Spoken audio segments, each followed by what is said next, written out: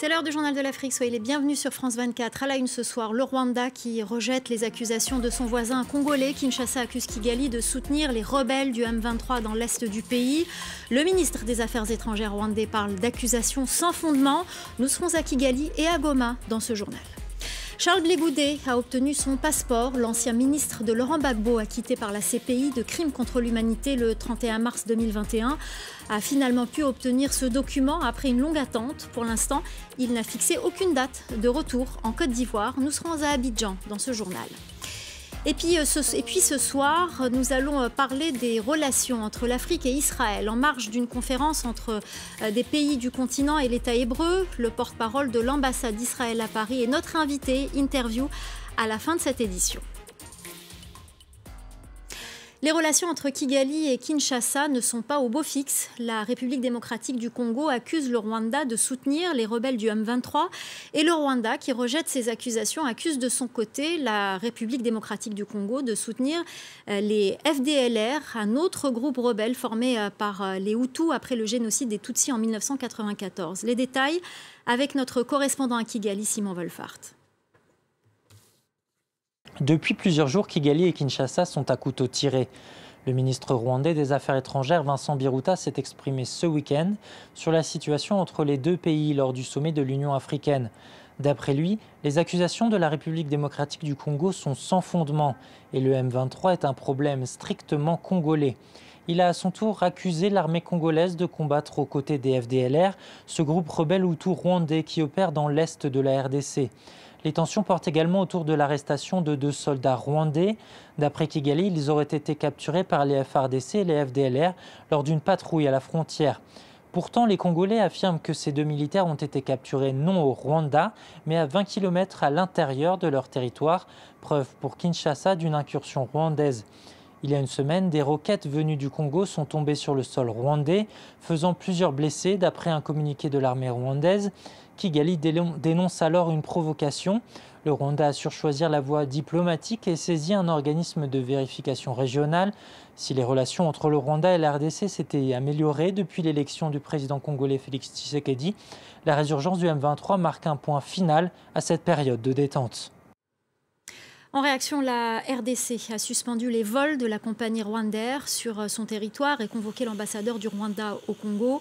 Et puis sachez pour être complet que le président sénégalais Macky Sall, président en exercice de l'Union africaine, s'est dit dimanche gravement préoccupé par la montée de la tension entre le Rwanda et la République démocratique du Congo, exhortant les deux pays au calme et au dialogue.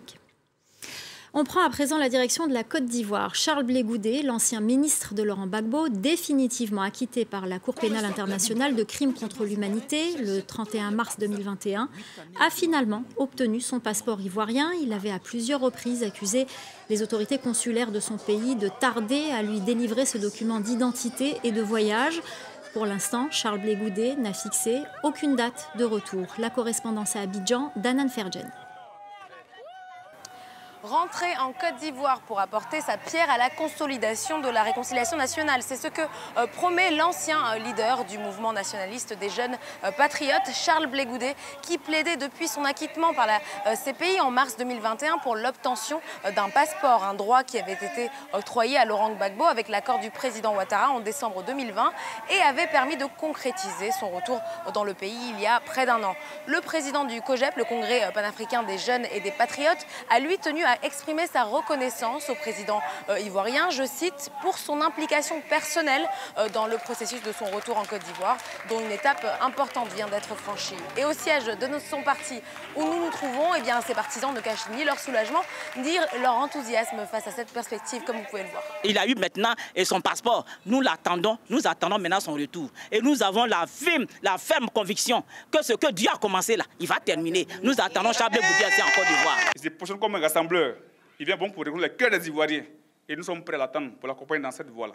Bientôt, nous allons approcher donc les autorités ivoiriennes pour qu'ensemble, nous puissions décider des décisions pratiques pour son retour en Côte d'Ivoire. Je rappelle que Blé Goudé avait été arrêté en 2013 au Ghana avant d'être transféré à la CPI en 2014. Suite à son acquittement par la Cour, il avait demandé réparation pour les 8 années passées en prison ou en liberté conditionnelle, une demande qui a été rejetée en février. Et puis, comme l'ancien président Laurent Gbagbo, Charles Blé Goudé a été condamné par contumace en Côte d'Ivoire à 20 ans de prison pour des faits liés à la crise post-électorale. Une condamnation qui n'a officiellement pas été levée, mais n'a pas été appliquée à l'encontre de Laurent Gbagbo depuis son retour. Dans le reste de l'actualité, en bref et en images, ce rapport de la mission des Nations Unies au Mali, selon la MINUSMA, le nombre de morts civiles et de violences des droits imputables à l'armée malienne soutenue par des militaires étrangers a connu une hausse exponentielle. Au premier trimestre de 2022, la mission de l'ONU dans le pays a dénombré 320 cas. Les groupes armés affiliés à Al-Qaïda ou à l'organisation État islamique restent les principaux auteurs de violences contre les civils dans le pays.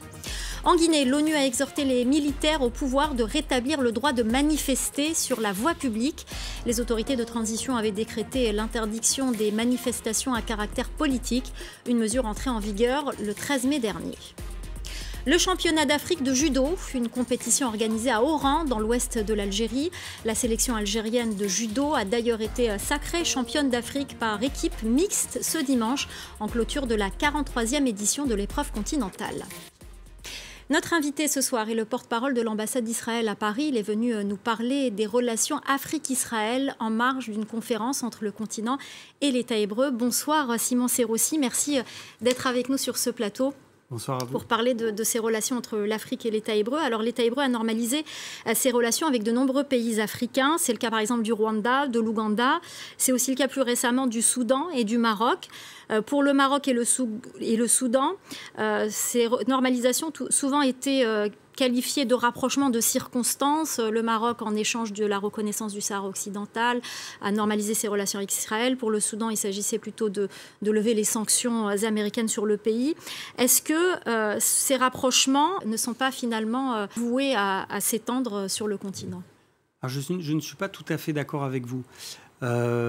Tout d'abord, il ne s'agit pas uniquement du Soudan et du Maroc, mais aussi du Tchad, avec lequel nous avons normalisé les relations il y a quelques années, d'un retour en tant qu'observateur à l'Union africaine. Plus globalement, il y a un réel retour d'Israël en Afrique, un réchauffement.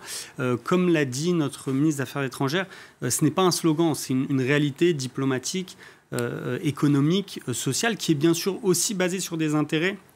C'est évident, nous ne le nions pas, et c'est en renforçant la coopération qui est basée aussi sur des intérêts qu'on arrive à créer des liens forts.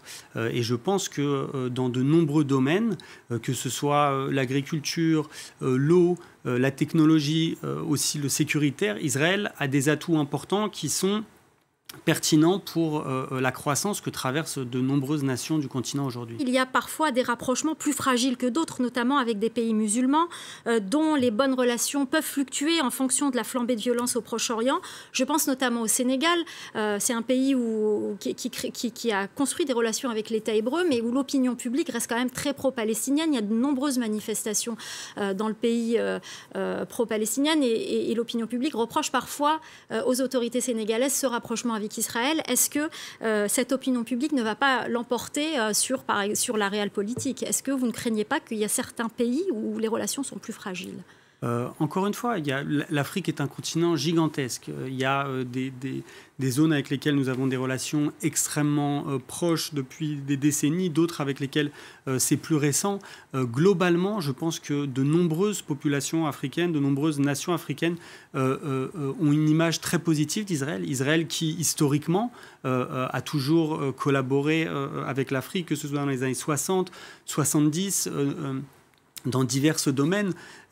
Et je pense que aujourd'hui, lorsqu'on voit ce que l'Afrique est en train de traverser, lorsqu'on regarde un petit peu en avant, 10 ans, 20 ans, et qu'on se projette et qu'on voit les défis auxquels de nombreux pays vont faire face pour se développer, pour devenir un continent central dans la géopolitique, dans l'économie mondiale, de nombreux pays africains vont chercher des partenariats pour pouvoir se développer. Et ils vont chercher des partenariats avec des pays qui qui les ont toujours regardés d'égal à égal. Israël, vous savez, en 74 ans, de notre existence, on a relevé d'immenses défis dans le domaine de l'agriculture, dans le domaine de l'eau, de la sécurité. Et c'est des défis qui sont pertinents pour de nombreuses zones africaines. Alors, merci beaucoup Simon Serroussi, porte-parole de l'ambassade d'Israël. C'est la fin du Journal de l'Afrique. Restez avec nous tout de suite, la suite de Paris Direct avec Audrey Racine.